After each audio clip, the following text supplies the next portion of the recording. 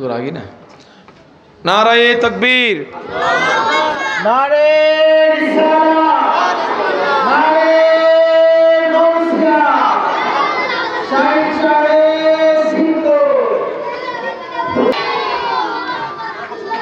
ইতিমধ্যে আমাদের মাঝে উপস্থিত হয়েছেন এশিয়া নিকেত শিক্ষা নিকেতন জামিয়া আহমদিয়া সুন্নিয়া আলিয়া মাদ্রাসার সকল অধ্যক্ষ আমাদের সকলের গুরুজন মাওলানা সৈয়দ আলহাজ মুফতি ওসিউর রহমান আল কাদরি নারে তাকবীর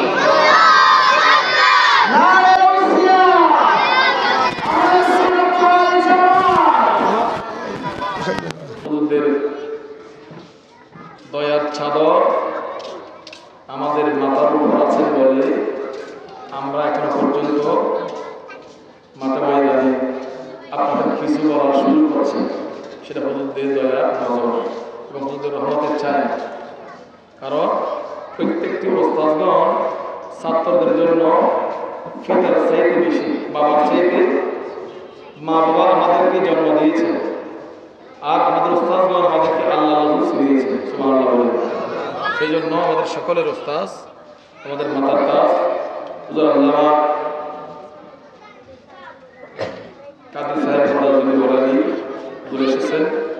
তবে আমি আপনাদের সঙ্গে হুজুরের অনুমতিক্রমে 2 থেকে 3 মিনিট কথা বলে আমার বক্তব্য শেষ করে দেব। কারণ হুজুরের সামনে হুজুরকে বসিয়ে রেখে বয়ান করা সেটা কোনো অবস্থায় বেআদব থেকে কারে না। সেই জন্য হুজুরের অনুমতিক্রমে আমি 2 মিনিট কথা বলবো। হুজুর অনুমতি দিয়েছেন, আমার বাবাজি অনুমতি দিয়েছেন।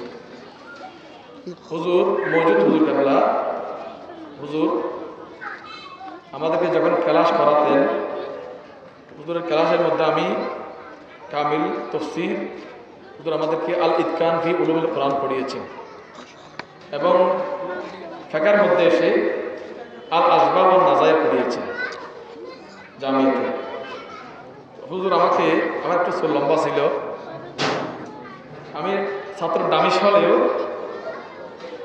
দামিশ হলেও হুজুরদের সামনে বসা এটা আমার একটা অভ্যাস ছিল, আদত ছিল।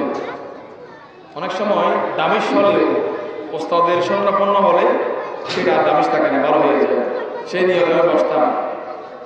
একদিন আমাকে হুজুর ভালো করে দেখলেন, এমনি তো ছাত্র অনেক আছে জামিয়াতে, আপনারা কয়েকদিন আগে দেখেছেন, অন্য অন্য ইউনিভার্সিটি বলেন, আপনি বিশ্ববিদ্যালয় বলেন, মাদ্রাসা বলেন, এই ধরনের ভর্তি যুদ্ধের মধ্যে অংশগ্রহণ করতে আমি কখনো দেখি না।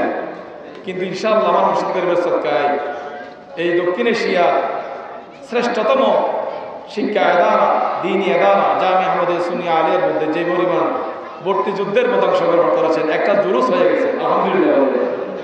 তো হুজুর একদিন আমার দিকে নজর দিলেন, নজর দেওয়ার পরে আবার চুল দেখলেন, বলছে তোর নাম কি? হুজুর আমার নাম মোহাম্মদ ইদ্রিস রেজভী। তো হুজুর বলতেছে তোর নাম ইদ্রিস রেজভী, তুই মুফতি ইদ্রিস রেজভী। হুজুরের জবানে বলেছেন তুই মুফতি ইদ্রিস রেজভী। আমাদের বোয়ালখালীর বড় হুজুর আল্লামা মুফতি ইদ্রিস রেজভী রহমতুল্লাহ আলাইহি কদমাহু আলা রাসি ওয়া আইনি।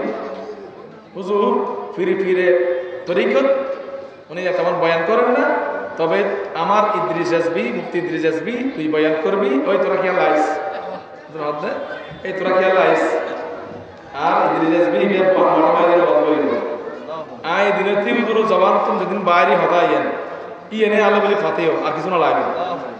জবান তুমি বাইরে দে এবার আর ইদ্রিস রেজভী, ওই ইদ্রিস রেজভী ফিরে তরিকত আর ইদ্রিস রেজভী মাঠা ময়দানে ওয়াজ করি, মানুষরা দিনে আলম আর দিনে হতা হইল, ইসলাম আহমদ সুন্নিয়তের হতা হইল। হুজুর জবান তুমি বাইরে তো ইয়ার হলে বলে হুজুর হাসা জীবন ঋণী আর কি বেগি তো ঋণী আসি। হুজুর জবান তুমি ফরত দিয়ে আমার কে এসি ফানি এসি হুজুর দেখতে লাগে এনে চেয়ারত বই লই হুজুর মকাম ইয়ান তো আর ছাত্র হিসেবে হাসুতুন দেখি অনন্য দেখেন হুজুর অন্তর ইয়ান দয়ার ভান্ডার, হুজুর অন্তর ইয়ান প্রিন্সিপাল অনুভূরে আরো অনেকে বাড়াই প্রিন্সিপাল মহোদয়ের ভিতরে হুজুরের মতো নরম মানুষ হুজুর তো দুইয়ের বলুন কোন বলুন রসুলের পাকের সাহাবী হলো হুজুরে একজন সাহাবী একজনের গুণ আছে। সিদ্দিক আকবরের একখান গুণী বলতে নরম সুবহানাল্লাহ বলে। সিদ্দিক আকবরের সামনে নবীর সামনে বিয়াদবি বলে তোর গরম আর কে নাই সুবহানাল্লাহ বলে। হুজুরতে গরম ইয়ানো আছে রসুলের সামনে বিয়াদবি বলে এক চুল ভরে দিতে নয় কথা না এক চুল ভরে না সারো তো নয়। আর হুজুর দয়ার নজর থনেকে করে নিবি হুজুরের তিন দয়া করে ছাত্র করবে এই রায় জবাব দিয়ে হনার দ্বারা সম্ভব নয়। এই তিন দয়া করে হুজুরে আর বর্তমান হুজুরে বইল ইয়া হুজুরের সামনে ইয়ার হনা বিয়া দিবা না হইতে ফিরতে না হুজুর যেন আর ইয়ান বিয়া দেবে না লয় আই হুজুর কদমত দুলে লই আশা করে দিও। তো আই হইতেন চাইলে না ওয়া তাসিমু বিহাবিলিল্লাহি জামিআন ওয়ালা তাফাররাকু। একজন বাপে পরে উগ্র লাড়ির বান্ডি দিই গুরু গুরু হাড়ি আছে হাড়ি এলে 210 ভাই 200 বান্ডি বাঁধি একজন ফলর দিয়ে বড় দিয়ে বাইন না ভাড়া মাঝে বড় দিয়ে বাইন না ভাড়া এটা করতে 10 বেগুন দিয়ে গিয়া বাইন না ভাড়া তখন হুজুরকে ফর বাহ দিলু আলাদা আলাদা করে হাড়ি দেওয়ার ভরা মোটা মোটা বেগুন দিয়ে দিই বাইরে দিই বাহ ফলর হাত ফুট মূলত লাড়ি ভাঙানোর উদ্দেশ্য তোরা লাড়ি ভাঙানোর উদ্দেশ্য ইয়ার নয়। আর মূল উদ্দেশ্য দিয়ে তোরা বেগুনের একত্রিত লাগান। আল্লাহ পাক বলেন ওয়া তাসিমু বিহাবিলিল্লাহি জামিআন ওয়ালা তাফাররাকু। ও আমার বান্দারা ও আমার ইমানদাররা তোমরা সবাই একত্রিত হয়ে সুসংগঠিত হয়ে আমার রসুলকে সত্য করে দাও। জোরে বলুন সুবহানাল্লাহ। এই মাদ্রাসা এটা সুসংগঠিত হওয়ার একটা স্থান। এখান থেকে কোরআনে হাক্কানি রব্বানি বের হবে। এখানে পড়লে রাজাই মুস্তাফা মডেল মাদ্রাসা রাজাই মুস্তাফা সাল্লাল্লাহু আলাইহি ওয়াসাল্লাম মডেল মাদ্রাসা। এটাও আল্লাহ পাকের রসুলকে সত্য করে দেওয়ার একটা মাধ্যম। সেই জন্য রাজাই মুস্তাফা সাল্লাল্লাহু আলাইহি ওয়াসাল্লাম মডেল মাদ্রাসায় আপনাদের ছাত্রগুলোকে দিবেন, আপনাদের ছেলেমেয়েকে দিবেন। আপনাদের ছেলেমেয়েরা এখানে পড়ে আশিকে রসুল হবেন, আশিকে ওলি আল্লাহ হবেন, আশিকে আওলাদ রসুল হবেন। ঠিক কিনা বলেন? আর যদি আপনাদের ছেলেদেরকে না দেন তাহলে কিয়ামতের ময়দানে আল্লাহ পেয়ে যাবেন। আল্লাহ রাসূল পাক বলেছেন খায়রুকুম মান তাআল্লামাল কুরআন ওয়া আল্লামা।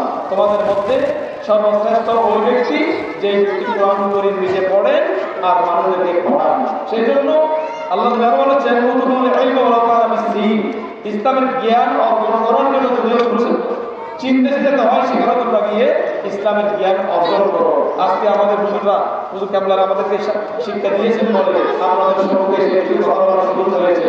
এইভাবে আমাদের ভবিষ্যৎ প্রজন্ম যারা আছেন তাদেরকে আপনারা যদি মাদ্রাসায় পড়ান তারা বড় হয়ে দিন ধর্ম মিল্লাত মাযহাবের কথা বলবেন, ইসলামিক চরিত্র গ্রহণ করবেন, রাসূলের পাকের চরিত্র গ্রহণ করবেন, দিন ধর্মের জ্ঞান আপনাদের মধ্যে ছড়িয়ে দিবেন। মহান রব্বুল আলামিন জাল্লা শানুহু আমাদের সকলকে রাজায়ে মুস্তাফা সাল্লাল্লাহু আলাইহি ওয়াসাল্লাম নাম রাজায়ে মুস্তাফা আমার নবীর সন্তুষ্টি মাদ্রাসার নাম রাজায়ে মুস্তাফা সাল্লাল্লাহু আলাইহি ওয়াসাল্লাম আমার নবীর সন্তুষ্টির নাম সম্পৃক্ত এই মাদ্রাসার মধ্যে আপনারা সবাই আপনাদের ছেলেমেয়েকে দিবেন। মহান রব্বুল আলামিন এই মাদ্রাসাকে কিয়ামতের ময়দানে আমাদের সকলের জন্য নাজাতের উসিলা বানাই। সকল আমিন।